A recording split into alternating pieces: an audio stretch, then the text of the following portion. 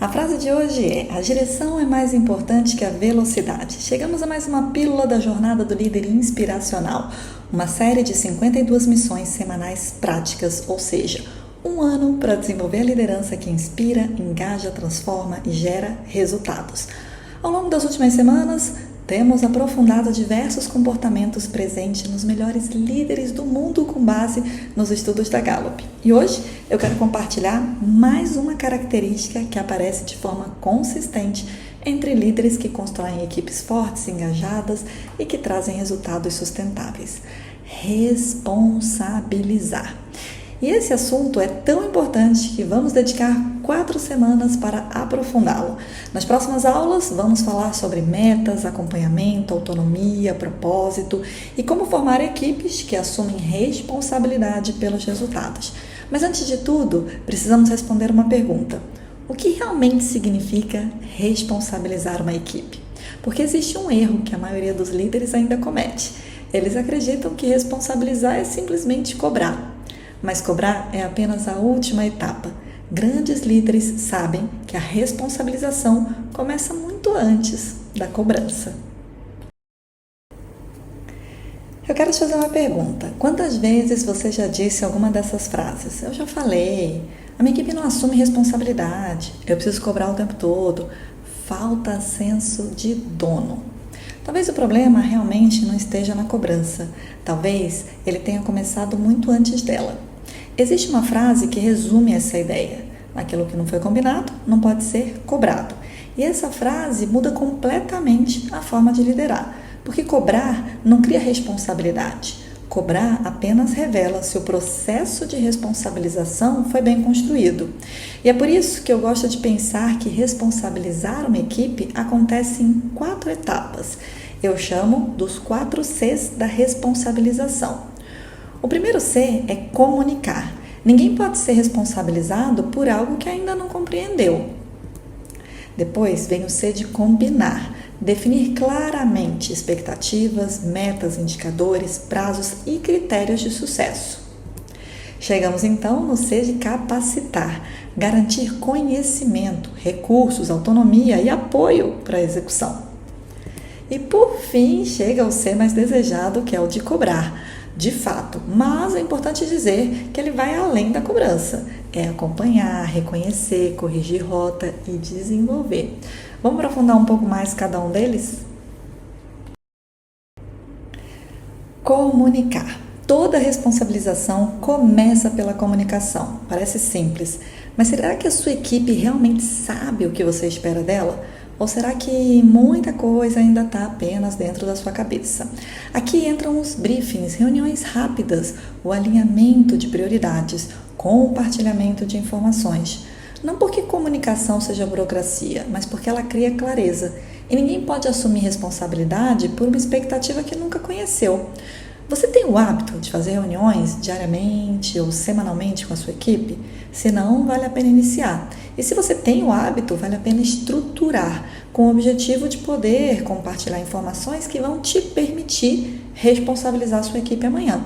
Por exemplo, você explica um projeto inteiro em uma reunião e no dia seguinte, cada pessoa sai executando de um jeito diferente. O problema não foi a execução, foi a comunicação. Eu quero te trazer uma dica prática. Ao final de cada reunião de alinhamento, faça 2 perguntas. Pessoal, então qual é a nossa prioridade? O que cada um vai entregar? Se cada colaborador responder bem, com as suas próprias palavras, você vai validar o entendimento antes que um erro possa acontecer. Combinar.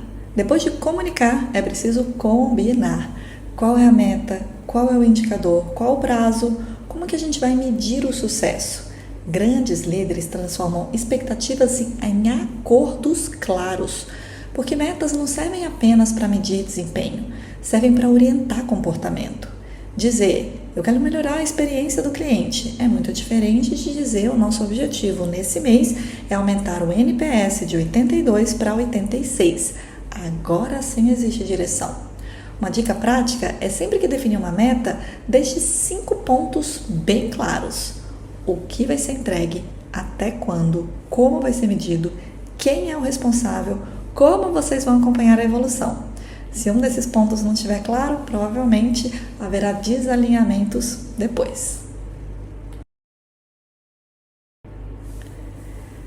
Capacitar. Agora imagine uma pessoa que conhece sua meta, mas nunca recebeu treinamento, ou não possui recursos, ou não tem autonomia para decidir.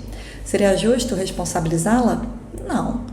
Por isso, liderar também é desenvolver pessoas, dar ferramentas, compartilhar conhecimento, criar autonomia, porque ninguém pode responder por algo que nunca teve condições reais de entregar. Como dica prática, eu diria: antes de delegar uma responsabilidade importante, se pergunte: essa pessoa sabe fazer? Ela já viu alguém fazendo? Ela já praticou? Ela tem autonomia para decidir? Sabe a quem recorrer se tiver dificuldade? Se alguma resposta for não, talvez ainda seja muito cedo para responsabilizar essa pessoa. Cobrar. Só agora chegamos ao último passo, a cobrança. E talvez essa seja a maior mudança de mentalidade dessa aula. Cobrar não é pressionar, cobrar é acompanhar, é perguntar, é ouvir, reconhecer quando a pessoa evoluiu, corrigir a rota quando necessário. Quando os 3 primeiros passos foram bem feitos, a cobrança deixa de parecer uma perseguição e passa a ser uma consequência natural dos acordos que foram estabelecidos. Imagine que 2 pessoas recebem um objetivo, um projeto para entregar em 30 dias. Um só pergunta no último dia como foi.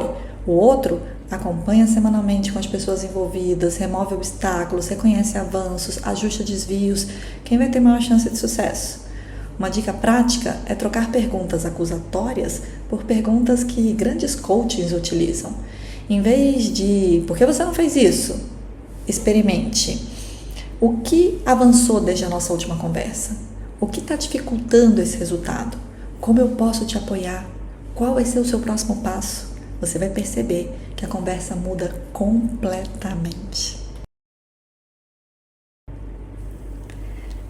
Existe um conceito muito interessante na psicologia chamado de propriedade psicológica. Ele mostra que as pessoas cuidam muito mais daquilo que sentem que lhe pertence. É por isso que responsabilizar não significa apenas distribuir tarefas. Significa fazer com que cada pessoa compreenda a importância da sua contribuição e perceba que aquele resultado também é dela. Quando isso acontece, a liderança deixa de depender apenas de cobrança e começa a despertar compromisso. Aqui queremos justamente despertar o senso de propriedade nas nossas equipes. Trata-se de uma construção e os 4 Cs da responsabilização são um norte para esse objetivo. Por isso é importante refletir: qual dos 4 Cs você acredita que faz melhor? E qual deles, se fosse aprimorado, teria maior impacto na sua equipe? Depois dessa reflexão, é hora de evoluir. Nessa semana, a sua missão é: antes de cobrar qualquer resultado da sua equipe, faça perguntas para si mesmo. Eu comuniquei claramente? Nós combinamos exatamente o que deveria ser entregue? A minha equipe possui conhecimento, recursos e autonomia para executar? Só então faz sentido cobrar. Talvez você descubra que algumas cobranças poderiam ter sido evitadas simplesmente fortalecendo os 3 primeiros Cs. Na próxima semana vamos aprofundar o tema da responsabilização, porque responsabilizar não é controlar pessoas, é criar as condições para que elas escolham assumir responsabilidade pelos resultados. E lembre-se, nada é tão contagioso quanto o exemplo. Nos vemos na próxima Pílula do Líder Inspiracional. Conta comigo e eu conto contigo nessa missão de inspirar as pessoas ao nosso redor. Tchau, tchau.